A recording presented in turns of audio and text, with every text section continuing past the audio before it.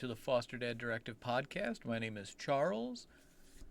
In today's episode, we're going to be talking about foster parents and how they're portrayed in TV and movies. I thought about doing the portrayal of incompetent dads, but I kind of want to do my own episode on that because I think that's an important one to look at too, on dads in general and how they are portrayed and how they're seen generally as incompetent. If sometimes I think it's meant to come off doofy, like Modern Family. I think he feels meant to be like super smart. He's just kind of quirky and funny, but I think it comes off as incompetent sometimes.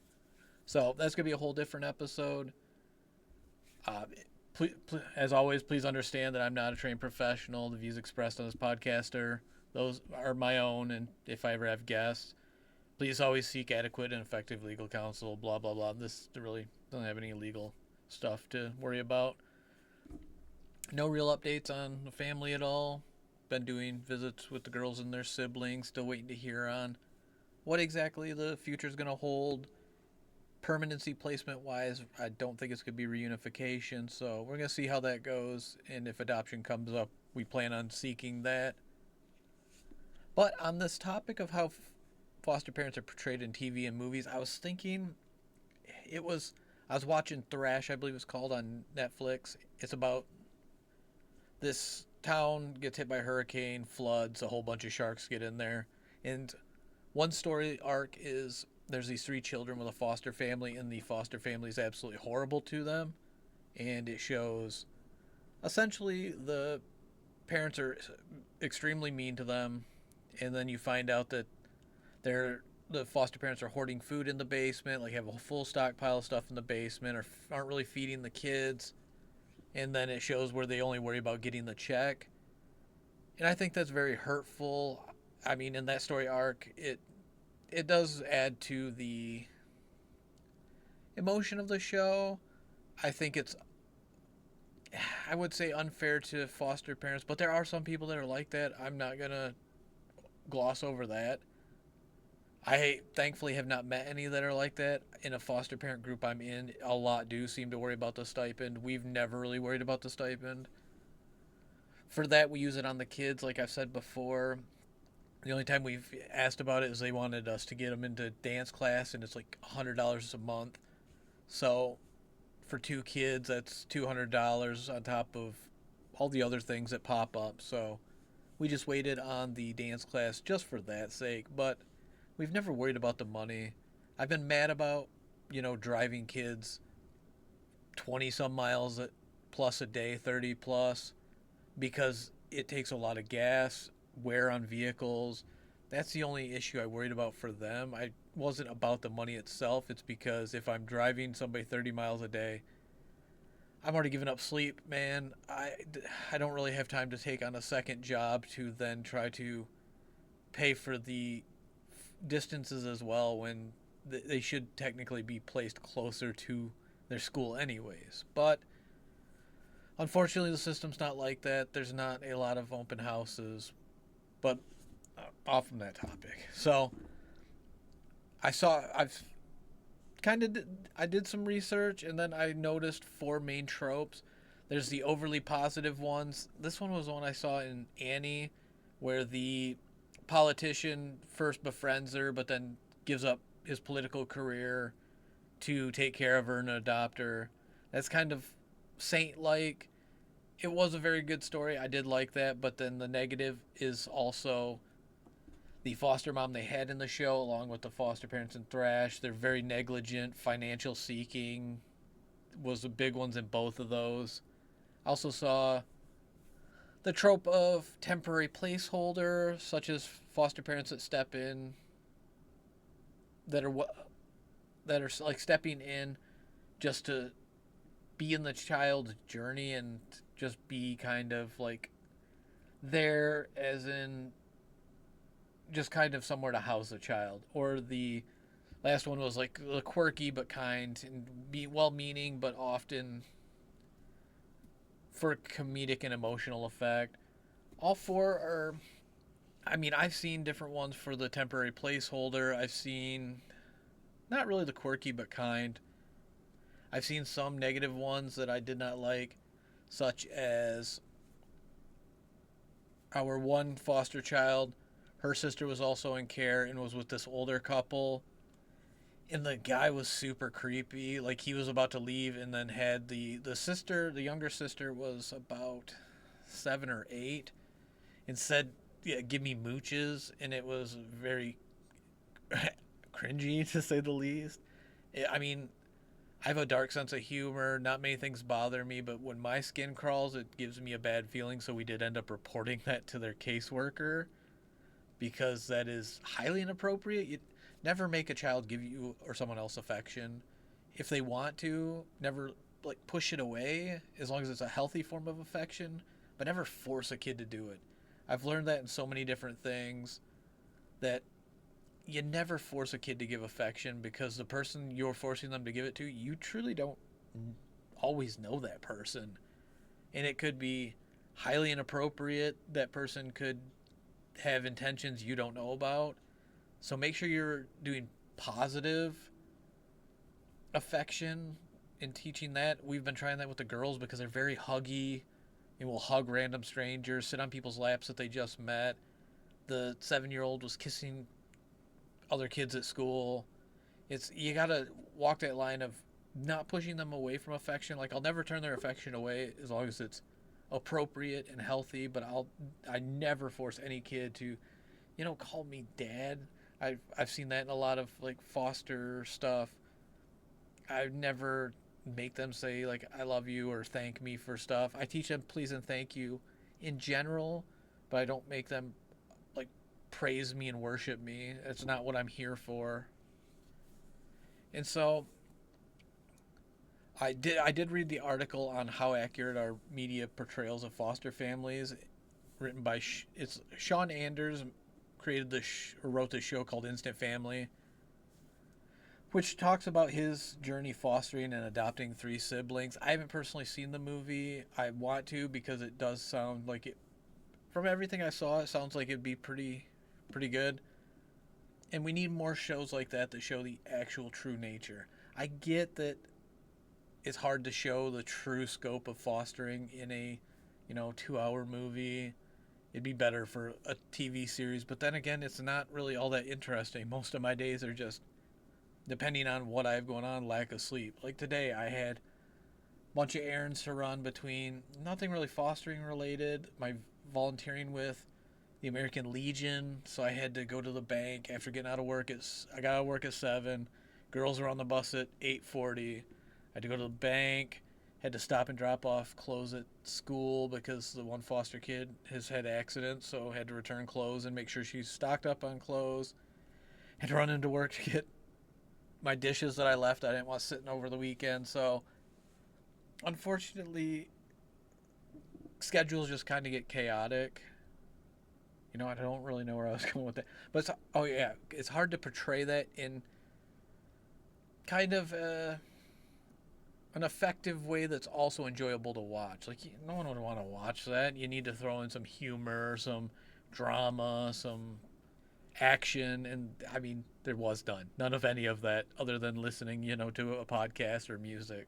So I get that it's hard, but I think some of the negative and over stereotyping in each direction is detrimental, honestly.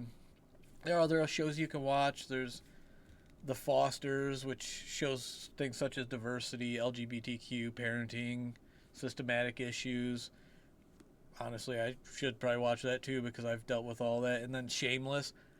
I've not watched Shameless. I hated that show. It was just every time something would get good, it'd go bad, and I get that's how the show's supposed to go, but my dad was kind of a wild man when I was a kid, so I was like, I don't need to see it again.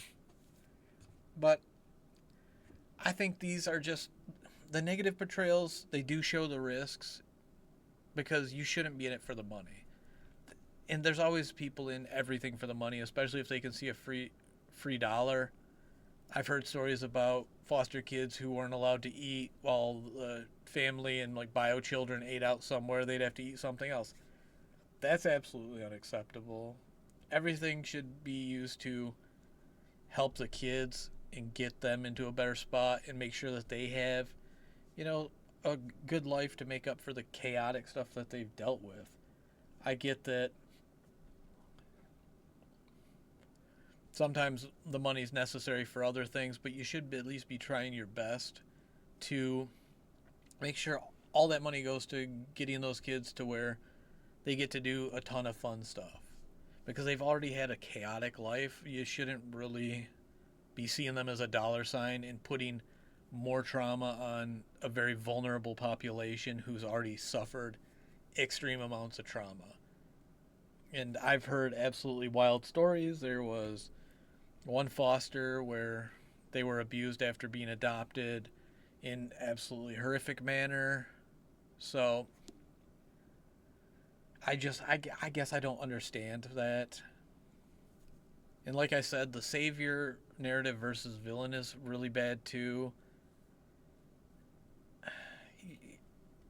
And it's so hard to get that true portrayal of what a good foster family setup should look like because every kid's different. We've had a lot of kids come in who have, sorry, my nose itches so bad. And I'm trying not to like rub it on mic, so but it's so hard to get that honest portrayal in media while keeping it enjoyable to watch. And I truly get that, but just going one way or the other on being super bad or super good is extremely bad because if kids see that, they're going to see either, wow, I am totally boned and I'm going to go into a second hell, or I'm going to go here expecting everything to be flowers and candy, which is also going to set them up for failure because a lot of kids come in to care not knowing like rules. I think I said it in one of the other podcasts, is not knowing personal hygiene, not knowing basic life skills, not knowing how to treat animals, other people. It's just absolutely wild how many kids have just been raised by technology and seeing the absolute damage that's done. And then this creates like a bias for people who haven't actually ever met foster parents before. It can reinforce these fears of, are foster homes unsafe? Is every foster home life changing? Which they should be life changing on a positive aspect, but they shouldn't be seen as this absolutely magical place that's going to be all good and no bad. And a lot of kids who've been raised on no rules, I've noticed, do actually not understand when rules are in place that is actually a good thing to have rules in place because it teaches them how to care for themselves and expectations and how to be a good person when they, not that they are intentionally being bad kids, but to show them how to act in public to where they can keep friends and don't push friends away and don't go over to friends' houses and get into trouble to where they don't want them over anymore. And foster parenting isn't all black and white, being good or bad. There's so much bureaucracy and emotional complexity to it. It's filled with small, tiny, unseen wins and not dramatic transformations. I can't say any kids left here being absolutely turned around.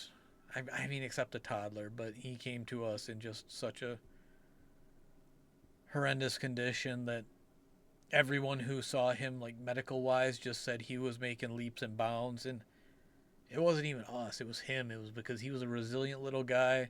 He was an amazing kid, absolutely adorable. Even his older brother was smart as could be, a good kid, affectionate, loving. And it was on them, it wasn't on me. I was a place for him to stay and just helped him get where they were going. And then media tends to compress these timelines, oversimplify the trauma they've been through, or avoid it altogether and just say, they've lost parents. It doesn't go into the other things where parents abused them and the other trauma and attachment issues they could have, and just kind of takes out biological families and then even reunification goals. I mean, Annie did a pretty good job with that on the mom, her waiting for the mom and the mom not showing up, but it's just one of those things where all of this media is going to affect kids, such as the girls. When they see Annie, it might give them two different viewpoints that are kind of unrealistic on the foster mom who is super mean to him and evil, to the politician who adopts her, and that he is gives up everything in life to adopt her. I mean, that's not. I would love to give up everything and just be able to focus on them, but I still have to work full time. I volunteer with the American Legion. I have to get them to different appointments and everything. Unfortunately, it is an exhausting thing, and I never want them to feel rejection when I can't do something, but I also want them to stay grounded as to where they can realize that I am trying to be a caregiver, that I'm not going to match those expectations of what they see on TV. But it's hard, especially, I mean, a teenager you can explain it to a little bit more, but like 7, 9 year olds, they're not really going to understand. And unfortunately, it misses a lot of the narrative, such as burnout. We've experienced that in 3 years. There was a time where we were just honestly done, especially when it came to the toddler. He was working on being reunified with his dad, but then his dad would take him, and they wouldn't tell us where they were doing visits. We were asking because anytime he did visit somewhere else, he came back high as a kite, wouldn't buckle his kid in, buckled him in wrong, put him in the car seat wrong, wouldn't hand him stuff off the floor of the vehicle. And it's not, we wanted to distance him from his dad. That's a safety issue, and if he's doing visits somewhere else, we at least want to know, so we know if he's lighting up, so we know to look out for if he's coming back high, if we need to take extra time to ensure that the kid is safe, that we're taking him home safe, we're not getting on the highway and him turn around in his car seat because he's not buckled or something like that. It's just there's so many risks and factors like that, and that we don't do it for the recognition. I've never wanted to be told I'm an amazing person, because I'm not. I hate myself most days. I do it for the kids. I could really care less about anyone patting me on the back. That's not really what I want, honestly. It's all about the children, and kind of a lot of shows miss that, honestly. There's no time to put it in there and make sure that it is actually portrayed in the movie. And they miss a lot of the other things, such as supporting the child during reunification and dealing with biological parents who see you as the enemy, even though I'm not the one who took them. They're kids. I have no control over what the state does. It's like when I worked at the prison. I never punished any of the inmates or was cynical or anything towards the guys that were in there, because I was not the judge or the state. I was not enacting a punishment. I was there to work and keep them where they're supposed to be. Honestly, I was not there to make their life miserable. The state and stuff had already done that, so I feel essentially the same way about my role as a foster parent, that I'm here for the kids.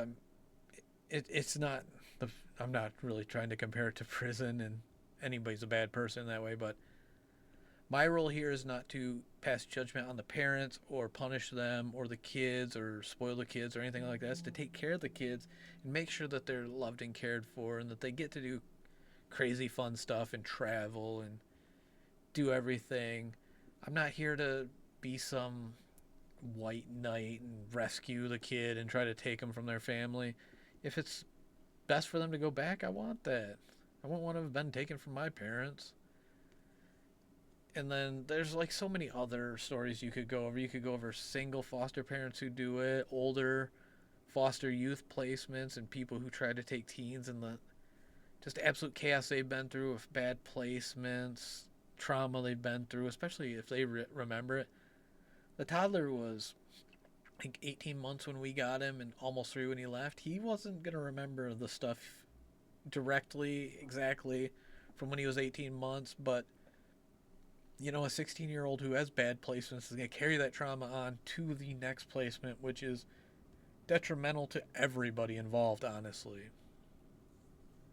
And then the failed placements, I mean, I think some shows do kind of talk about that, and but they do skip over what exactly the failed placements were for, or why they change, or why they do all that.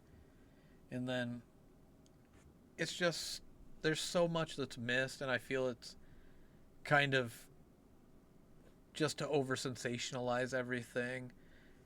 Which, I mean, they do make for good stories, especially when the foster parent is the evil one and you can have somebody to look at, because it makes you just think, wow, that's absolutely terrible. But then again, no one actually does anything to change the foster care system. I've been in it 3 years.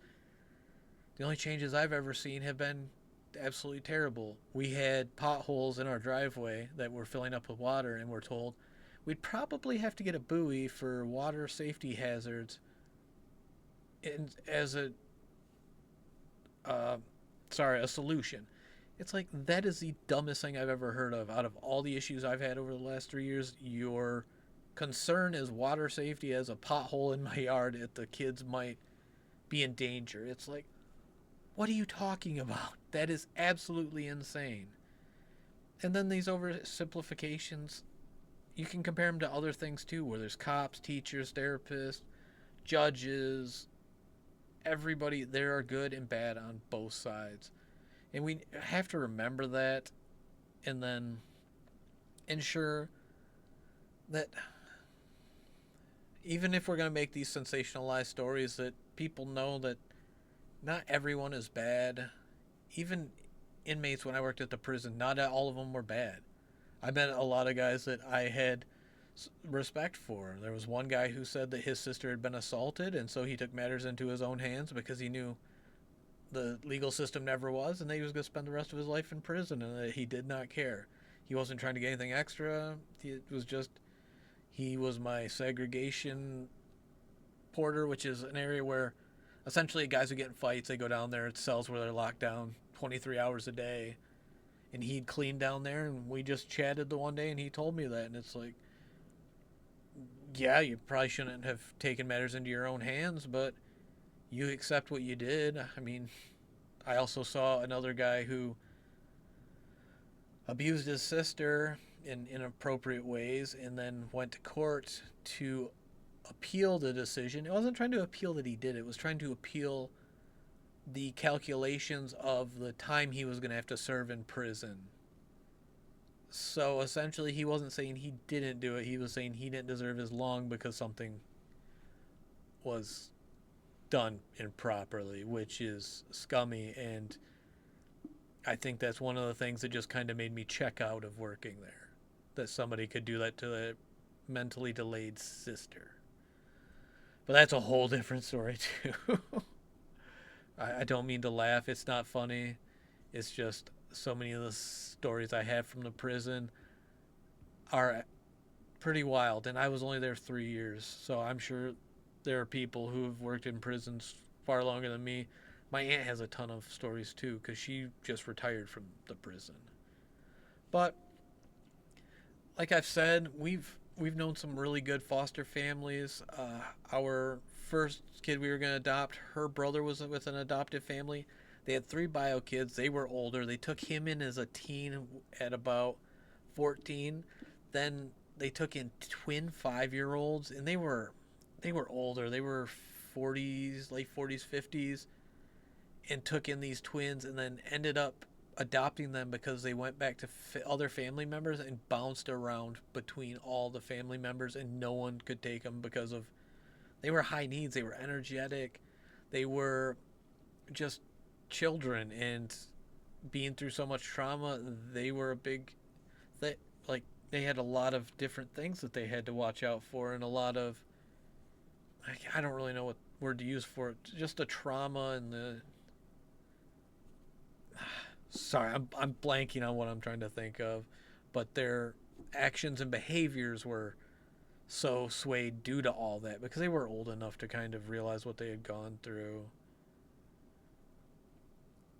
And then